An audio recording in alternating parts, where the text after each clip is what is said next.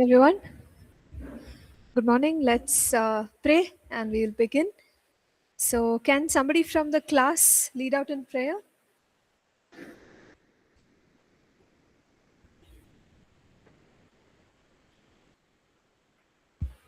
Let's pray. Thank you, Father God. Thank you for giving this wonderful day, wonderful opportunity to learn your word again, Lord. As we are going through this class, Lord, I commit each and every one of the students into your mighty hands. Give us a wisdom, knowledge to understand your word even more clearly, Lord. Help us to use our authority. Help us to know our identity through your word, Lord. I just commit Nancy Ma'am into your mighty hand. You speak through her, Lord. I submit each and everything. In the name of Jesus, I pray. Amen. Amen. Amen. Thank you. Let's get into our chapter here, where we were looking at the practical aspects of how to cast out a demon. So, based on last class, are there any points that you want to share? Anything you remember from the last class?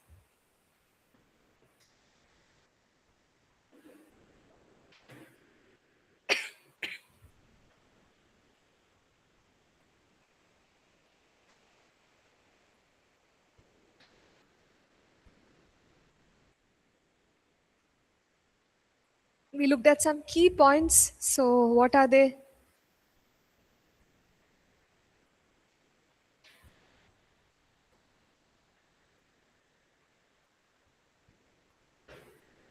It's there in the notes.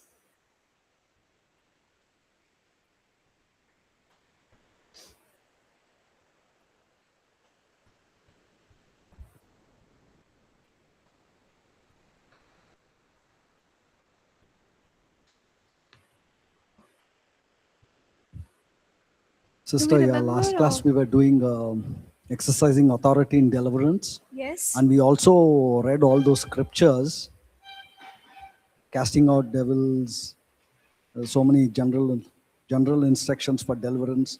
We're supposed to do the Pablo Bottari, the role play, those 10 points we are supposed to do Correct. in Correct. So, this we'll class. get to the 10-step process. Yep. But what are the broad or general guidelines? We said something like we must express love towards the person, to not be harsh. Then, what else?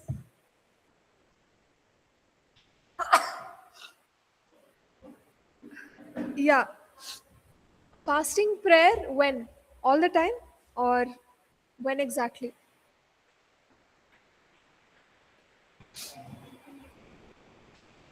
It's all there. We have finished this discussion. Fasting and prayer, whenever we have the spiritual battles, for Brother, could casting you out demons and all that, we have to do. not able to hear very well? Casting out demons? Yeah, casting out demons. For casting out demons, we have to do fasting and prayer for fighting some spiritual battles Correct. within us. So fasting and prayer, but is it practical that every time we have to cast out a demon, we'll fast and pray? No, for only for So then, certain, only for certain instances we have to do it. so can we say when we have the time, right? If we don't, then how? Then how? If we don't have, let's say you encounter a situation, you have to minister deliverance right now. How are we going to deal with it?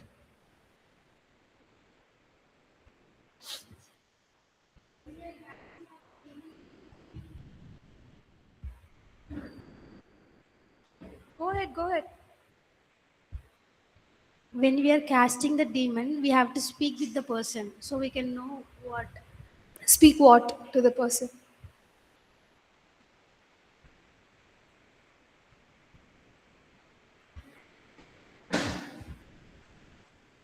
I think it's quite easy. What we discussed last is very easy.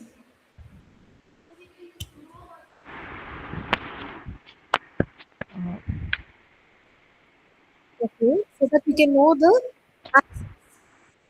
Okay, fine. Yes, online. Anyone wants to share? Ma'am, when you're casting out demons, it's better to go in teams, and minister. True. Correct. Any other points to bear in mind based on last class? You can look into your notes, please. It's all there, it's right there. Hardly did half a page the last class.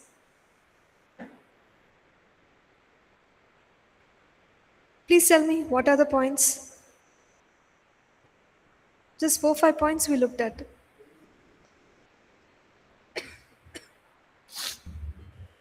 Pastor, Yes, uh, sister?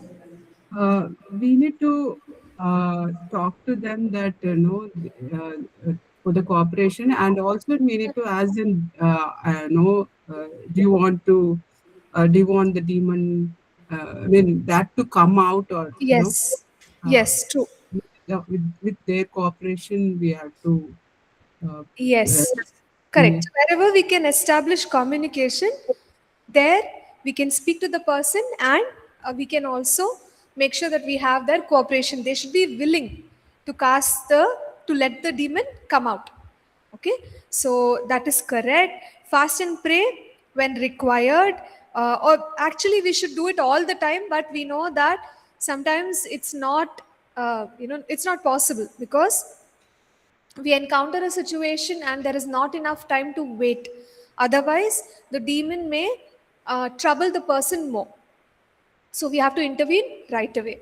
So for that, we stated that if we have a lifestyle in the Word of God, a lifestyle in prayer, meditation, fasting, then automatically we carry that authority. So we can go ahead and intervene.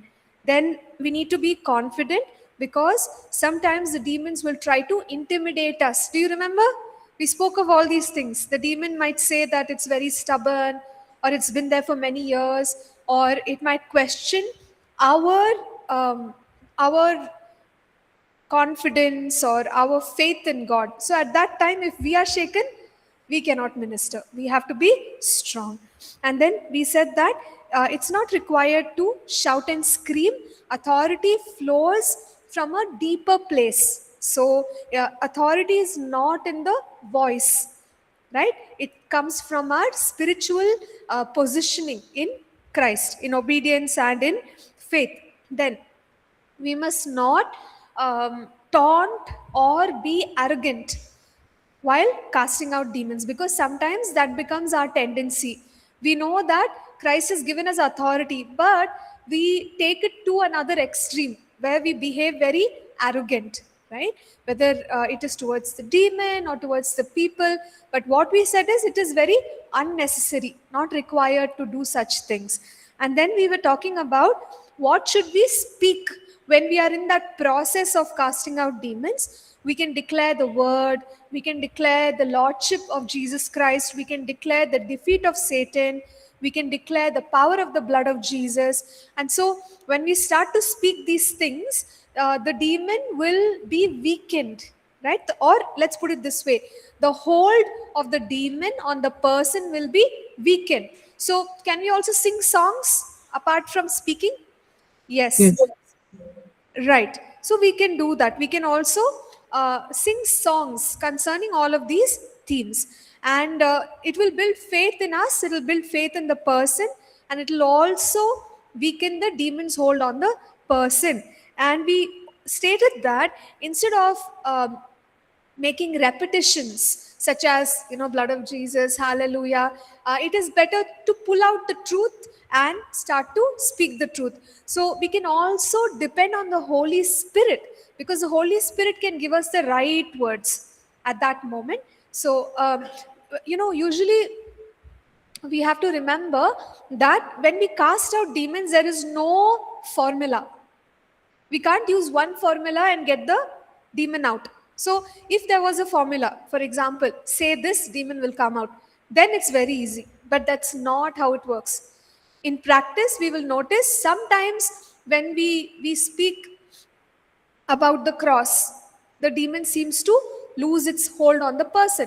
Sometimes when we speak about the blood of Jesus, the demon will lose its hold. And so, casting out demons depends greatly on our fellowship with the Holy Spirit.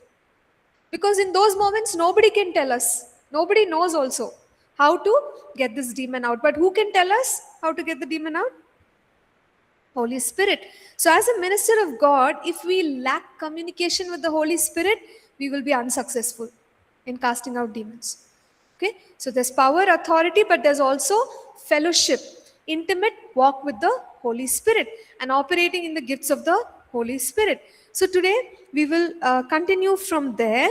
So on page 60, we could look at the third last paragraph, which speaks about establishing cooperation with the person. And we said that sometimes the person can become, like, how do you put it, exhibit insanity or lack of understanding. So in such a time, there is no question of cooperation. We just have to go and exercise authority. But in all other cases where the person can understand us, we can establish communication and cooperation. Unless the person is willing, demon will not come out. Okay? So we will see this. Even in the 10-step process, we will see this. Establishing communication and asking the person, do you want this demon to come out, is very important. If person says that they do not want the demon to come out, we can be trying to cast the demon out for years. It will not come out. Why?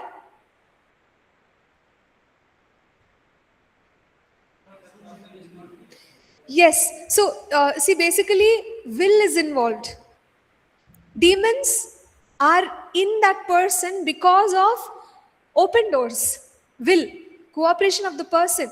Maybe sinful habits or sinful patterns of thinking have given proper access to the demon. Now, Pastor, yes, sister.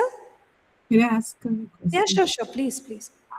How about the same thing applies for the believers also, the oppression thing also, like they need to cooperate, or Absolutely.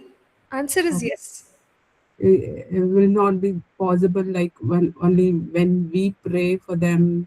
See, when we, correct, we can pray, oppression will leave for some time. But again, it depends on the individual. That's why in all deliverance related, like when we're dealing with a deliverance related issue, generally the problem will come back. In that moment, we can cast it out. Right? Somebody who's carrying faith and authority, 100% we can cast the demon out, or bring deliverance in that oppressive situation.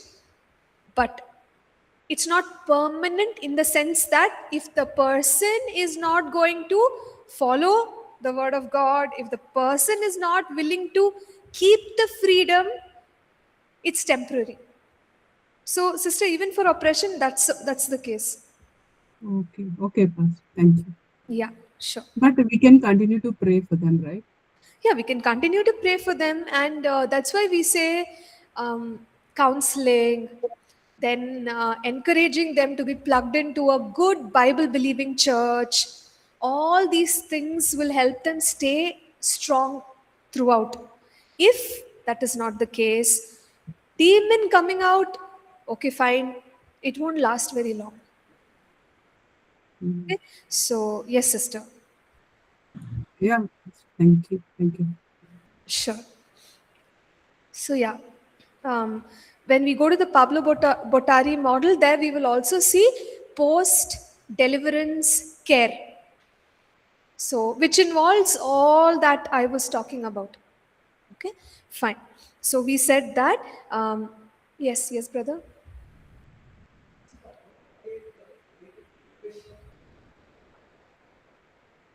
Confessing. Yes. So, it could be because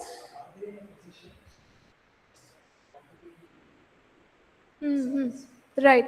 So if they are manifesting sort of, partly, and there are some aspects of cooperation towards us, at that time, yes, we can lead them to confess, because confession is very powerful.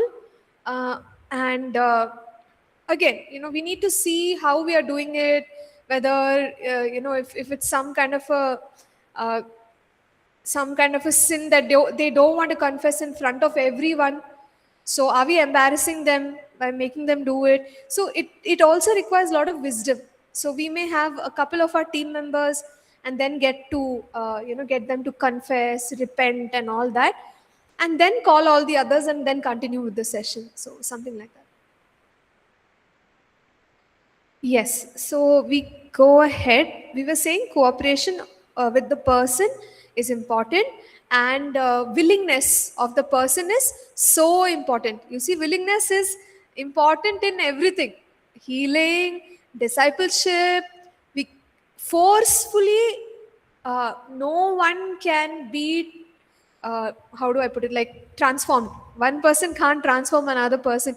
It all comes from within. So, how much we want to grow in the Lord, how much we want to experience freedom, how much we want to walk in healing, it all comes from within. So, willingness or the will of the individual is very, very important. Okay, moving on. Next is closing doors. So we said that the demons have accessed because of some kind of a open door. So open door means what? We've already discussed this earlier. What are some open doors? Please tell me.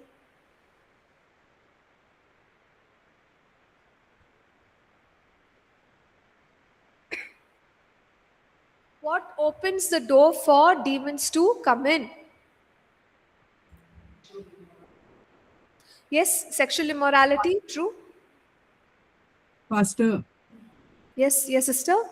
worrying, overthinking, or negative patterns, Yes. negative things, all these things we are not sometimes aware of it. True. Maybe through that we open the doors. Yes. So, worry, overthinking, negative thoughts. Now, let's also remember that, like worry, fear, to some extent, uh, they are our natural first reactions. Okay. Now, we are not talking about that because it's normal. If, let's say, for example, today I ask one of us, come here and explain the full course with all the scripture verses. How will you feel? Fear, right? Because there was no time given for preparation, etc. That's normal, that's natural. So that is nothing, we can't say, oh, because I am in fear, demons can have access. So when the fear and worry goes beyond the natural, then it's problematic. Is that okay, Sister Geeta? Yes, Pastor. Maybe continuously fearing, anxiety, Correct. Correct. this is Excessive. all negative. Mm. That is I'm trying to tell Yeah, you. Yeah, Pastor. Thank you. sure. Yes. So if we, are not taking control over it and it goes beyond the natural limits, then fear is problematic, right? Concern becoming worry, problematic. Okay. So they can be open doors. Any other open doors? Unforgiveness, Pastor. Unforgiveness, yes, true. Attitudes of the heart and works of the flesh in us can be open doors, such as unforgiveness, bitterness, jealousy. Yes. Temptation. Okay. I think the way we respond to temptation is what matters. Temptation will happen to all. If we overcome it, well and good. But if we are constantly giving in, you're right. It can become an open door. Okay, great. Yes, brother. Not okay. Not reading the word of God. Okay, lack of knowledge. Yes, eventually it can become an open door.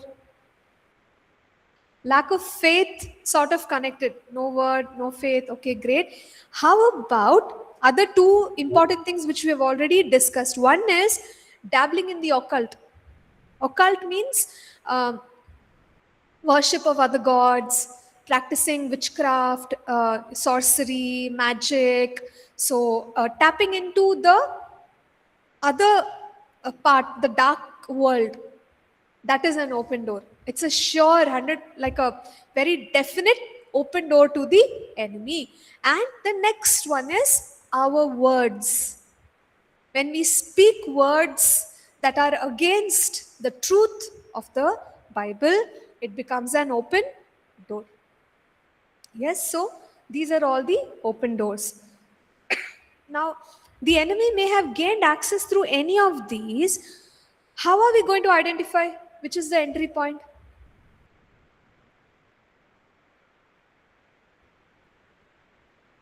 Now we are casting the demon out.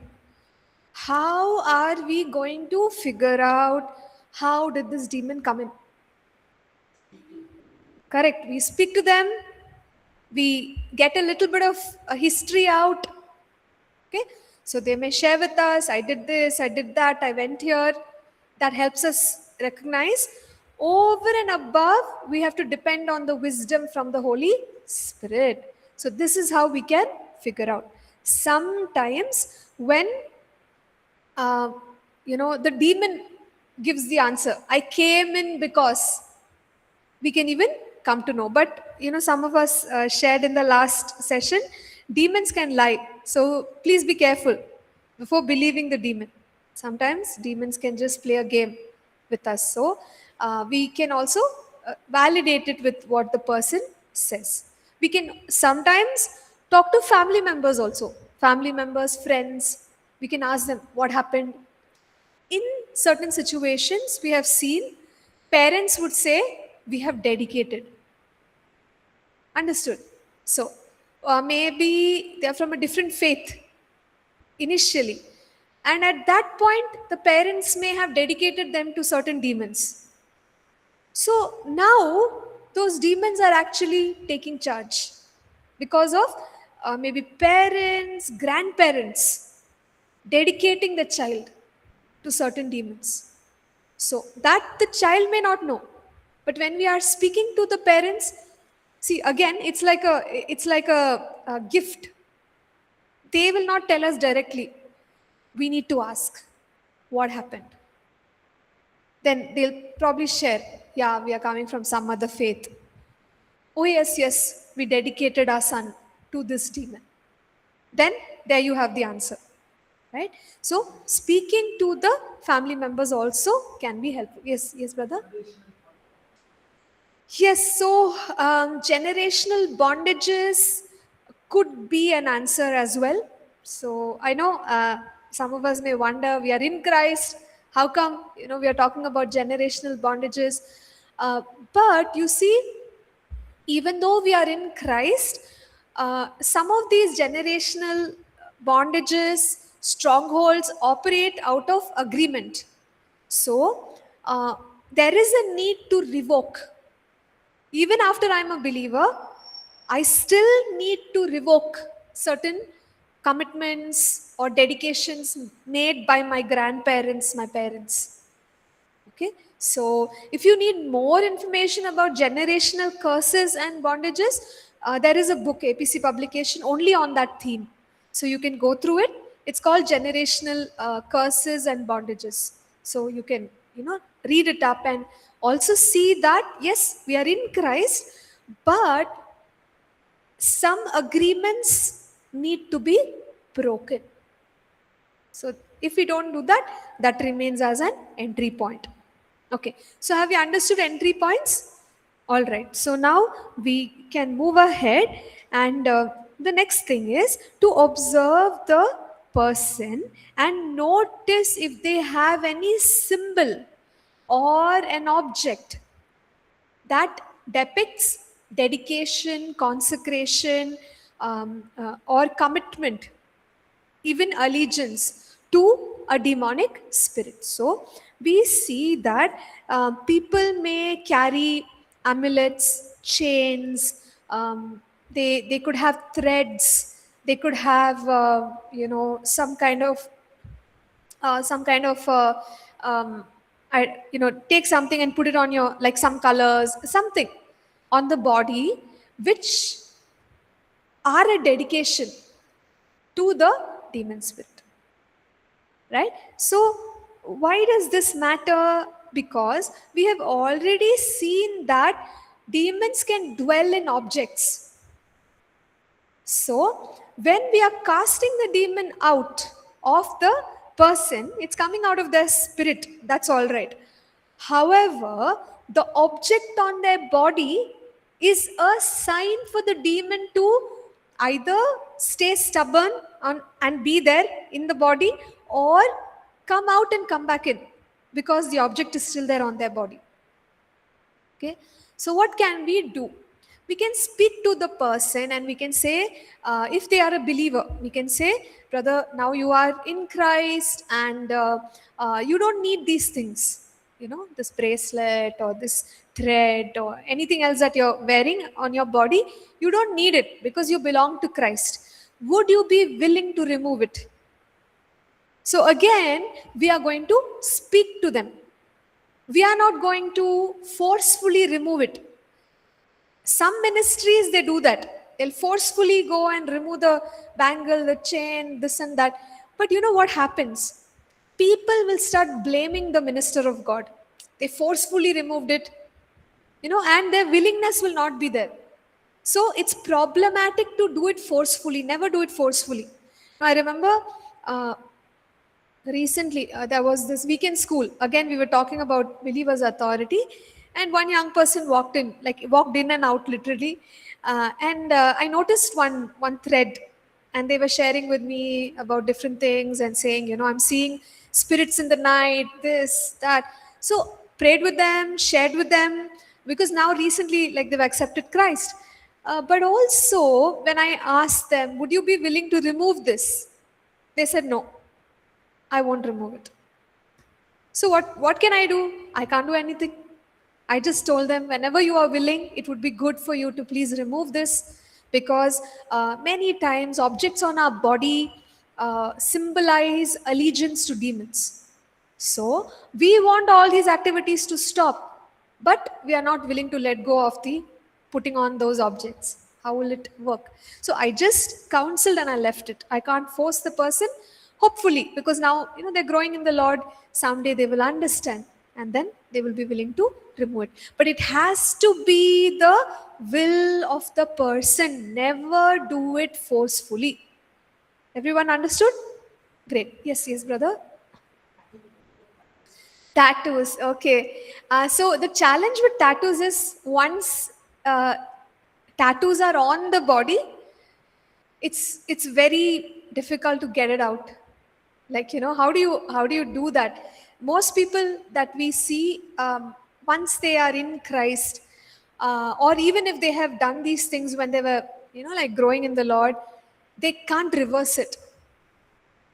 Reversal of tattoos is very challenging, right? So given that reality, we can just say, let's pray a prayer of cancellation over it, and then like by faith, and let it go. Because if we are saying, no, you go remove the tattoo, sometimes people are tattooed, like all over your hand and all, it's not practical for them to go and remove the tattoo. So we don't force them to remove. We just pray together with them. If they had done it as a consecration, we will pray and cancel it. That's the most we can do concerning tattoos. Yeah. All right, good questions. So please make sure to remove the objects, because it may carry the demonic power, and the demon may keep trying to come back, or demon may not come out only. We are removing, and it may not come out, right? So I think I shared with us, once one person was dedicated to the goddess of beauty. I had mentioned one example in your class. No, okay. So like, we had gone for a youth missions trip, and in that mission trip, soon after the sharing session, lot of youth, many youth from different parts of the nation, so many people started manifesting. Okay, so then we all went as a team, and the next session had to take place, so we can't even take time in the main auditorium. So what we did was, I think this was in 2016, so we just called all the like people demon possessed, some volunteers with their help. brought all of them behind the stage. There was one big area. And it was really like one amazing sight to see, because so many demon possessed people, and because only volunteers were there, and we were also part of the volunteer team. Now we only have to cast out demons. So we were all in the youth, and some of my friends also. So pastor said, you people cast out demons. For us, it's like we don't have much experience. And so we were like trying to say different things. In the name of Jesus, come out, I bind you, this and that. Demon is not coming out only. We were like, no, you say, you say. And three of us were struggling with one particular girl, and the demon wouldn't come out. Most of the others, they cast them out and the people left, but we were still shouting and screaming because demon is not coming out. So then we went to pastor. He was casting out demons somewhere else. We went and we requested him, Pastor, can you please come for a few minutes because nothing is working. So he came. We were all worked up, very anxious, but pastor was very calm. He came, he walked up to us, and he's like, you people, can you all just stop for some time? And then he asked, who has this girl come with? And they said, oh, her mother. So they called her mother, and then he sat, she was speaking Hindi. So, we had one translator, and pastor was asking questions. She was answering. So that went on for maybe 5 minutes. After that, with a translator, he spoke to this demon person, or let's call it demonized girl. She was a believer, demonized girl. And then so calmly he said, come out, it came out. We were like, what did we do wrong? Why wasn't it working? Basically, there was a dedication made by the mother to a goddess. So he found out that there was a dedication. He spoke to the girl and just prayed with her. She was in agreement to break that dedication. The mother and the daughter broke the dedication. Then, when he said, come out, the demon came out. Are you understanding? So, this much knowledge we didn't have. We were just wasting our time, right? All the commands in the book, you say, you say. We just went on and on, but nothing worked, right? So, in this way, we can figure out the entry point, cancel the dedications, and then go ahead, command the demon to come out. It has to come out, and it will come out. Now let us look at one more aspect here. Sometimes the demons would like to distract us. So they may create a little bit of a dramatic situation. So, they will manifest, people are rolling, people are hissing like a snake, something and all is happening in front of us. Why? Because the demon wants us to be distracted. It's not that the demon is powerful, but it will display in such a way that you and I get scared. Right? I think I mentioned one more example to you. I don't know if you people remember all these things. But one of our pastors, when he went to minister to a demon-possessed lady, very weak-looking lady, I think I told you all, she lifted the cot with one hand. Right? So when you see things like this, it's really very, very shocking. And the immediate response will be, I'm going home. I don't want to deal with this. Right? But don't be afraid. Don't be afraid. Demons will try to distract us. They may say things to distract us. Sometimes they will behave in certain ways. So, the person may say that, I want to eat non-vegetarian food. Get me some biryani. Right? And you're praying for this person and you know they are a vegetarian. And you're like, how can they ask for non-vegetarian food? It's the demon trying to distract. Will say, no, I want to eat food. I want to drink something. I want to go here. I want to visit this place. Don't listen.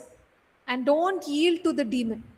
So again, we need to be discerning. Is this the person who is thirsty, or is it the demon that is distracting us? So if we figure out it's the demon, no need to give in to the tactics of the demon. So usually when we are casting demons out, these kind of things happen. They'll ask for certain things. Okay, so we will not entertain, because it's a way of eating into our time. So we can just say, I command you to be quiet, and continue with the deliverance process. So distractions could happen. And also, there's no need to spend too much time in trying to know the name of the demon. So remember, we said a little bit of questioning is okay so that we can identify the source. If it says, I am a demon of jealousy, then it's easy for us. Oh, okay, jealousy. Then something has happened where this person has entertained jealousy, and now this is happening. Now, if we spend more time on knowing the name, the details, there is no use. There is no use. Okay. Now, I did share with us last time that sometimes people spend a lot of time. Who are you? Who are your friends? Where did you come from? Whom and all did you trouble? History of the demon, genealogy. It doesn't have a genealogy, but I'm just saying, what is the point? There is no point. Okay, so do not waste time on knowing too many details about the demon. Maximum name, entry point, what was this person doing, how did the demon actually find this person. That should be more than enough. Next, don't let the physical manifestations disturb you. So when we see a demon possessed person, immediate reaction is fear. What will I do? How will I handle? No need, right? That's what Satan wants. He wants us to get afraid. And many times when we are ministering to a demon possessed person, their expression could change. Okay? I've seen it my first hand. One particular person, her eyes were open, no blinking. Okay, hours on end, just staring. It was very scary to just look at that person also. But we know that it's the demon that is trying to do these things. So we were not afraid. We were like, okay, no, we are going to pray no matter what. Expression can change. They could be, have a smile on their face, or an evil smile, or they could be crying, they could be looking sad. Suddenly expressions can change. Suddenly they can have tears, suddenly they can be foaming. Many things can happen, but we should not become afraid. We know it's the demon. Just make sure person is all right. Person is not harming themselves, and if person needs to sit down or maybe drink some water, it's fine. We can help them. But the demon would manifest with expressions, with movements. Remember, we discussed. So many movements are there. It can all happen. All right. So also, we cannot always see a manifestation to say that, okay, this person is demon possessed. Secondly, even for deliverance. Now, when Jesus cast out demons, most of the time they shouted, they screamed, they fell, and the demon left them. Yes or no? So if you read the incidents there, you would notice some movement was there. So normally we can see movements, but in some situations we may not see a movement of any kind. Like person will not fall down, but they'll be free. Okay, so don't always wait for a visible sign like screaming, falling, etc., for the demon to have left. Now, I'll explain myself. You see, in many of our church services, right, we don't necessarily see people rolling, jumping. We don't. So, are they being delivered of demons? Yes or no? Yes, some people are saying yes. Is that a yes or no? Yeah, people are being delivered without the noise, without the movement. See, we can talk to many people who attend church and they will share with us, when I started coming, I had this demon, right? Maybe even sometimes we have discussed addiction to substances can be demonic, and they will testify and say, now I'm free, I'm not addicted, the demons have left me. They never screamed, they never fell. How come they are free? How are they free?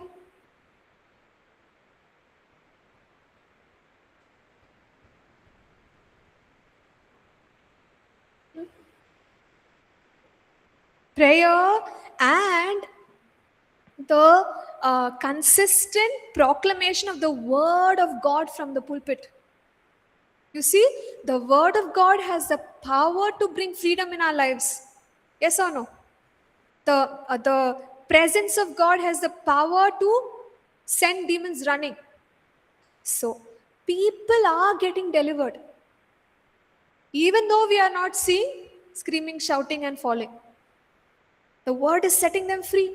Demons are leaving. People are experiencing, a change in their lives. So, we will not always find the movements or the sounds associated with a demon coming out in the case of deliverance. Most of the time in our churches, what is happening is demons are leaving on their own because word is being proclaimed. Person is in agreement with the word of God, demon has gone. Amen. So this is how deliverance may continue to happen in our gatherings. Yes. So we move ahead. One more thought there. I'm on page 61, the third paragraph, the last third paragraph.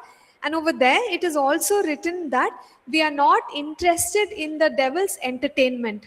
That means we must not go after more manifestation. Okay, in some deliverance ministries, what happens? Maybe they're even live streaming. So it makes for good entertainment when more manifestation is there.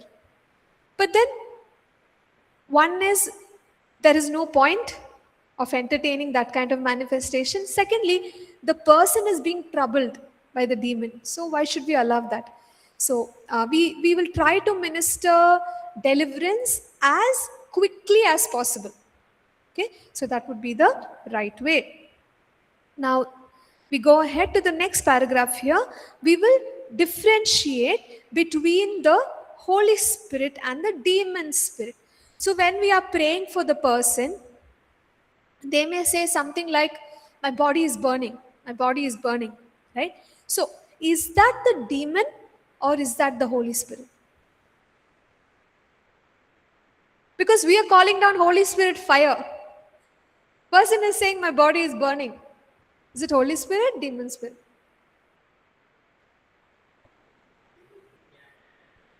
By the reactions? Okay, yeah, that's true. How else can we discern?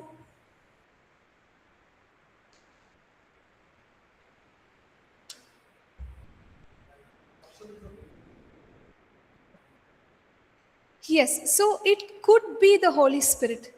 Some manifestations could be the Holy Spirit. See, the person is very sad in their expression. As you're praying towards the end, you can see a pure joy. You can make out something is changing. So it could be the Holy Spirit. So during the deliverance process, Holy Spirit can show up and we can see some signs of the Holy Spirit at work. Remember, I told you there is no formula. Every believer has to walk with the Holy Spirit to see deliverance take place. So we can discern, yeah, this is the Holy Spirit. I should not go against what the Holy Spirit is doing in this person's life. And finally, on page 61 here, it says that sometimes we can see conditioned response. So very recently, I remember there was one young lady, they told me, please go pray for her. So as I was talking to her and observing her behavior, I even noticed her behavior in one of the meetings, and for me, I felt that it's not even a demon. It's not even a demon. It's a conditioned response. You know what a conditioned response is?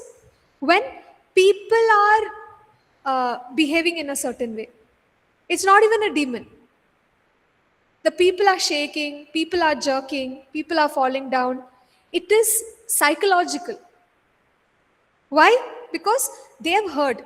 Whenever we come for prayer meeting, people shake. So it's there in the mind. So when we go for prayer meeting, we start shaking. It's not the Holy Spirit, it's not the demon spirit, it's the person. That is what we call as conditioned response. You know, sometimes when we go to pray for people, before you can touch also they fall down. If it's Holy Spirit, praise the Lord. But what happens in many of the Christian circles, we know, right?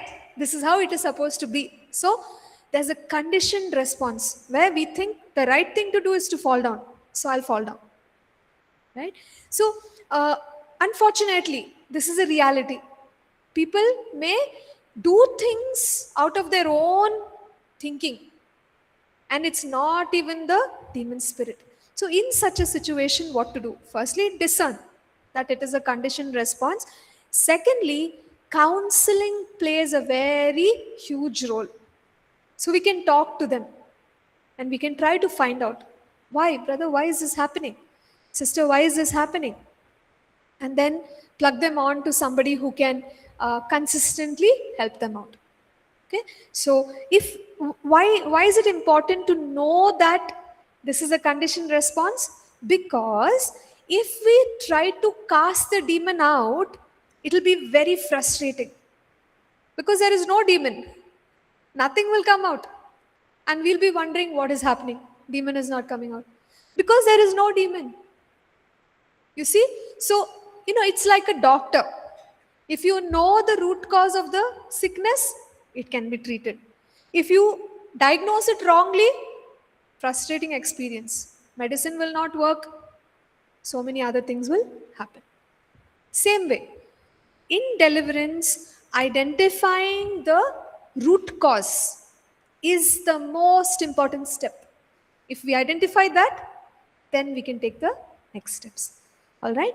Okay. So we will soon move on to the 10-step process, and let's see how slowly or quickly we can do it. We still have time though. Okay, anyway, these are all important things. We can't rush. With that, we will close. Is that okay? All right. So can I request one of our students from the online batch to lead in prayer? Please unmute and pray.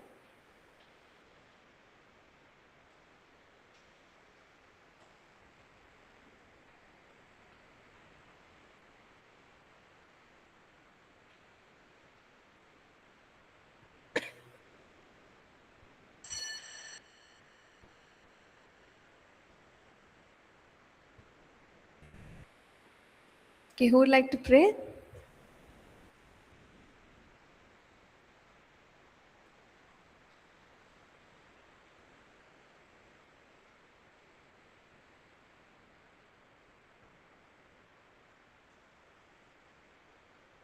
Anyone? Quickly, please. Time is up almost.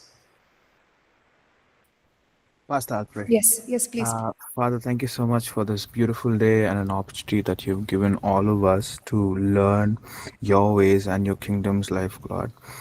Even as we've heard, Father, may these seeds fall on a good ground and grow and yield its fruit and bring glory to you, God. We surrender everything that was heard, everything that was taught, and we seal it in your blood, Lord. Have your way and be glorified. In your most powerful name, Jesus, we pray. Amen. Amen. Amen. Thank you, Prem. Thank you, everyone. God bless you. We'll meet you all on Friday.